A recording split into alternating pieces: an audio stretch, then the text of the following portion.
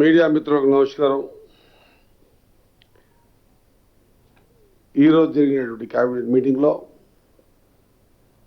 మరి ఈ మధ్యనే క్యాబినెట్లో అవకాశం ఇచ్చినటువంటి పెద్దలు మరి దాంట్లో స్పోర్ట్స్ మినిస్టర్గా కూడా అవకాశం ఇచ్చినటువంటి సందర్భాన స్పోర్ట్స్ మినిస్టర్గా బాధ్యతలు చేపట్టిన వారం 10 రోజులనే ఇంత చక్కటి అవకాశం దీని మీద ఒక పాలసీ తీసుకురావడంలో నా వంతు బాధ్యతగా మరి అత్యంత ఇష్టమైనటువంటి శాఖ నీకు ఇస్తున్నాను ఆ రోజు వాళ్ళు చెప్పడం ముఖ్యమంత్రి గారు. మరి ఆ శాఖలో చేయాల్సిన విధి విధానంలో నన్ను కూడా పార్టిసిపేట్ చేయడం, ఆ శాఖకు ఇప్పుడు మంత్రిగా ఉన్న సందర్భాన ఈరోజు ఒక స్పోర్ట్స్ పాలసీ తీసుకొచ్చి తెలంగాణలో ఉన్నటువంటి క్రీడాకారులు క్రీడా ప్రేమికులందరికీ కూడా ఒక వరాన్ని ఇచ్చినటువంటి మన ప్రీత ముఖ్యమంత్రి గారు 2036లో జరుగుతున్నటువంటి ఒలింపిక్స్లో మన సత్తా ఎంతో చూపించాలనేటువంటి ఉద్దేశంతో ఆనాటికి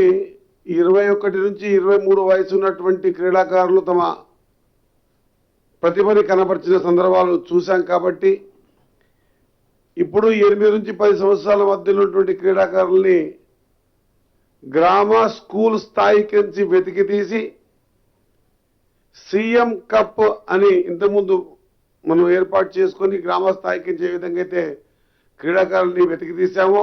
అదే మాదిరిగా ఈసారి కూడా మళ్ళొకసారి అటువంటి ప్రక్రియ ఏర్పాటు చేసి వెతికి తీసి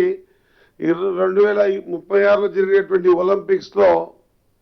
ఖచ్చితంగా ఒక మంచి స్థానంలో మన తెలంగాణ నిలబడాలనే కాన్సెప్ట్తో తీసుకున్నటువంటి ఒక స్పోర్ట్స్ పాలసీలో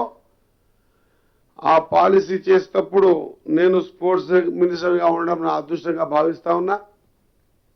మరి దాంట్లో భాగంగా ఈ పాలసీలో Telangana sports hub board of governance కూడా ఏర్పాటు చేసుకుంటామని చెప్పడం నేను ముఖ్యమంత్రి గారికి అదే మాదిరిగా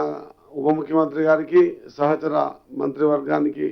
క్యాబినెట్కి కూడా మనస్ఫూర్తిగా ధన్యవాదాలు తెలియజేస్తా ఉన్నా. ఇదొకటే కాకుండా క్రీడాకారులకు ప్రోత్సహించే విధంగా వారికి పారితోషికాలు ఇవ్వటం, అదే మాదిరిగా తెలంగాణ క్రీడా అభివృద్ధి నిధికించి TSDF నుంచి ఖచ్చితంగా నిధుల్ని కూడా ఏర్పాటు చేసి క్రీడలకు ఒక మంచి ప్రోత్సాహాన్ని ఇచ్చే విధంగా ఈ కార్యక్రమాలు తీసుకోవటం, అదే మాదిరిగా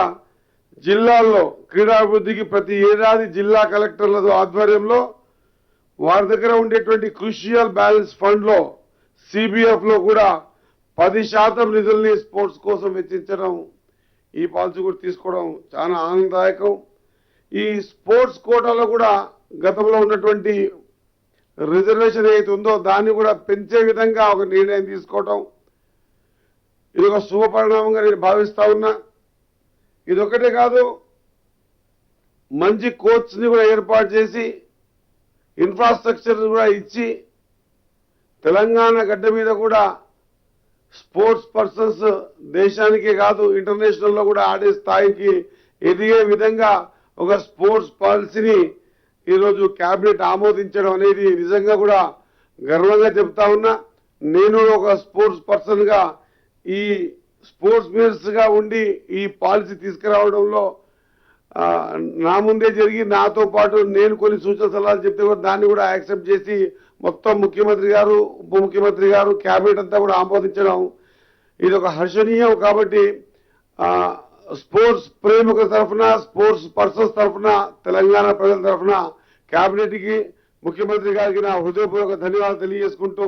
ముగిస్తా ఉన్నా.